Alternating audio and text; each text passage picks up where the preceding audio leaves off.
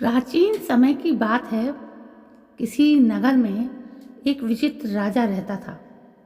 उस राजा की एक बड़ी ही अजीब आदत थी। जब भी नगर में कोई साधु या सन्यासी आता था तो वो उसे बुलाकर पूछता था कि गृहस्थ बड़ा या सन्यासी। जो भी बताता कि गृहस्थ बड़ा है, वो राजा उससे कहता था कि तो फिर आप सन्यासी क्यों बने, चलिए गृहस्थ बन जाइए। इस तरह वो उस सन्यासी को भी गृहस्थ बनने का आदेश देता था। जो बताता कि सन्यासी बड़ा है, वो उससे प्रमाण मांगता था।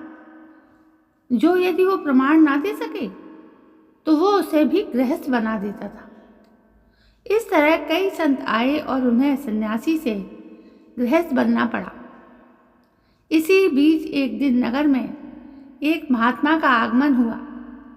उसे भी राजा ने बुलाया और अपना वही पुराना प्रश्न पूछा, गृहस्थ बड़ा या सन्यासी। महात्मा बोले, राजन, ना तो गृहस्थ बड़ा है ना ही सन्यासी। जो अपने धर्म का पालन करे वही बड़ा है। राजा बोला, अच्छी बात है। क्या आप अपने कथन को सत्य सिद्ध कर सकते हैं? महात्मा ने कहा, अवश्य। इसके लिए आपको मेरे साथ चलना होगा। राजा महात्मा के साथ चलने के लिए तैयार हो गया। दूसरे ही दिन दोनों घूमते घूमते दूसरे राज्य निकल गए। उस राज्य में राजकन्या का स्वयंवर हो रहा था। दूर दूर के राजा राजकुमार आए हुए थे। बड़े ही विशाल उत्सव का आयोजन किया गया था। राजा और महात्मा दोनों उस उत्सव में शामिल हो गए। स्वयंवर का शुभारंभ हुआ। राजकन्या राज दरबार में उपस्थित हुई। वो बड़ी ही रूपवती और सुंदर थी। सभी राजा और राजकुमार स्तब्ध होकर उसे देख रहे थे और मन ही मन उसे पाने की कामना भी कर रहे थे। राजकन्या के पिता का कोई वारिस नहीं था, इसलिए महाराज राजकन्या द्वारा स्वयंवरित राजकुमार को ही अपने राज्य का उत्तराधिकारी घोषित करने वाले थे। राजकुमारी अपनी सखियों के साथ राजाओं के बीच घूमने लगी।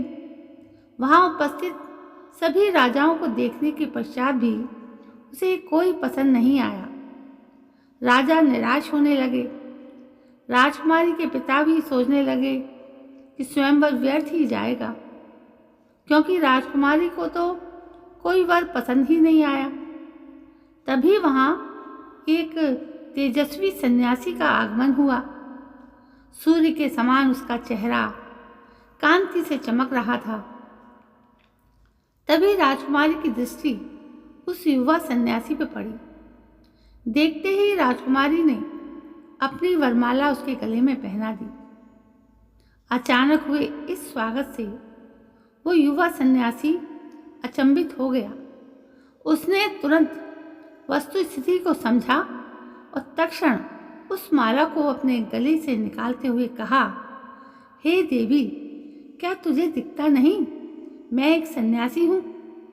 मुझसे विवाह के बारे में सोचना तेरी भूल है। तभी राजा ने सोचा, लगता है ये कोई भिखारी है जो विवाह करने से डर रहा है। उन्होंने अपनी घोषणा दोबारा दोहराई, हे युवक, क्या तुम्हें पता भी है, मेरी पुत्री से विवाह करने के बाद तुम इस संपूर्ण राज्य के मालिक हो जाओगे। क्या फिर भी तुम मेरी पुत्री का परित्याग करोगे? सन्यासी बोला, राजन, मैं सन्यासी हूँ और विवाह करना मेरा धर्म नहीं है। आप अपनी पुत्री के लिए कोई अन्य वर देखिए। इतना कहकर वो वहां से चल दिया, किंतु वो युवक राजकुमारी के मन में बस चुका था।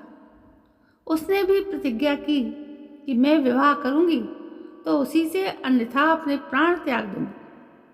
इतना कहकर वो भी उसके पीछे पीछे चली गई।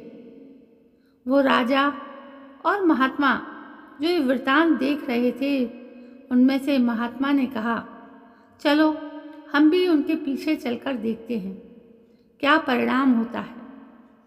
वो दोनों भी राजकुमारी के पीछे पीछे चलने लगे। चलते चलते वो एक घने जंगल में पहुंच गए। तभी वो युवा सन्यासी तो कहीं अदृश्य हो गया और राजकुमारी अकेली रह गई। घने जंगल में किसी को न देख राजकुमारी व्याकुल हो उठी। तभी ये राजा और महात्मा उसके पास पहुंच गए और उन्होंने राजकुमारी को समझाया।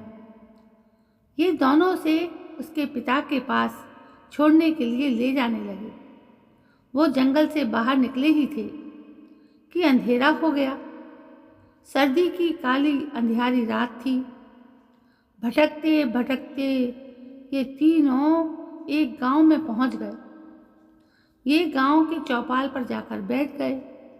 बहुत सारे लोग वहां से गुजरे, लेकिन किसी ने इस ठंड से ठिठुरते मुसाफिरों का हाल तक नहीं पूछा। तभी वहां से एक गाड़ीवान गुजरा। वो अपनी पत्नी और बच्चों के साथ खेत से घर आ रहा था। उसने देखा वो तीनों ठंड से ठिठुर रहे हैं। वो उनके पास गया और पूछताछ की तो महात्मा ने भटके हुए मुसाफिर बता दिया। किसान बोला, हे अतिथि देव, अगर आप चाहें तो आज रात मेरे घर ठहर सकते हैं। वो उनको घर ले गया, भोजन की पूछी और भोजन करवाया। उस दिन उनके घर में ज़्यादा अनाज नहीं था, अतः किसान और उनकी पत्नी ने अपने हिस्से का भोजन अतिथियों को करवा दिया और स्वयं भूखे ही सो गए। सुबह हुई। राजकन्या को उसके पिता के पास छोड़कर राजा और सन्यासी दोनों वापस अपने नगर को चल दिए। महात्मा ने राजा से कहा, देखा राजा, राजकन्या और राज्य को छोड़ने वाला वो सन्यासी अपनी जगह बड़ा है और हमारे अतिथि सत्कार के लिए स्वयं भूखा सोने वाला वो गृहस्थ किसान अपनी जगह बड़ा है। एक तरफ सन्यासी ने राज वैभव और रमणी का तनिक भी मोह न करके अपने धर्म का पालन किया है, इसलिए वो निश्चय ही महान है। दूसरी तरफ उन दंपत्ति ने अपना व्यक्तिगत स्वार्थ न देखकर अतिथि सेवा को प्रधानता दी, इसलिए वो दोनों भी निश्चय ही महान हैं। किसी भी देश, काल और परिस्थिति में अपने धर्म कर्तव्य का पालन करने वाला मनुष्य ही बड़ा होता है, फिर चाहे वो गृहस्थ हो या सन्यासी, कोई फर्क नहीं पड़ता। इस तरह महात्मा ने अपनी बात को सत्य सिद्ध किया। यदि आपको ये कहानी अच्छी लगी हो तो अपने दोस्तों को अवश्य शेयर करें और मेरे चैनल को सब्सक्राइब करना ना भूलें। दोस्तों, ऐसी ही बहुत ही श्रेष्ठ कहानियाँ मेरे इस चैनल पर आपको सुनाई जाती हैं। आप उन्हें पसंद करते हैं या नहीं, इस बात को आप कमेंट करके बता सकते हैं। दोस्तों, कल मैं फिर हाजिर होती हूँ आपके सामने एक बहुत ही सुंदर और शानदार कहानी को लेकर। तब तक के लिए मैं विदा चाहती हूँ और आपसे कहती हूँ, जय हिंद, वंदे मातरम।